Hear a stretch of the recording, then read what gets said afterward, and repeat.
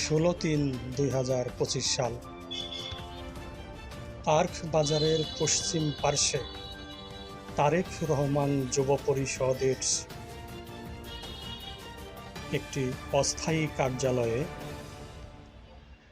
টাঙ্গাইল জেলা তারেক রহমান যুব পরিষদের ইফতার পার্টি এবং মত বিনিময় সভা অনুষ্ঠিত হয়েছে। তারেক রহমান যুব পরিষদের টাঙ্গাইল জেলা আহ্বায়ক কমিটির আজকের এই ইফতার পার্টি ও মত বিনিময় সভায়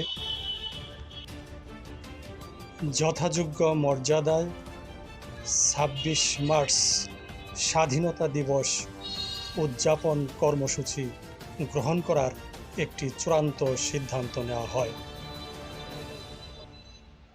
তারেক রহমান যুব পরিষদ টাঙ্গাইল জেলা আহ্বায়ক কমিটির এই ইফতার পার্টি ও মত বিনিময় সভায় কমিটির সকল সদস্যকেই উপস্থিত থাকতে দেখা গেছে।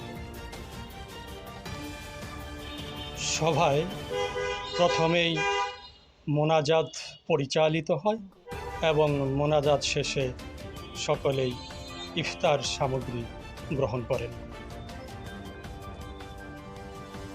ইফতার সামগ্রী গ্রহণের মধ্য দিয়েই শেষে এই মত বিনিময় সভাটির সমাপ্তি ঘটে।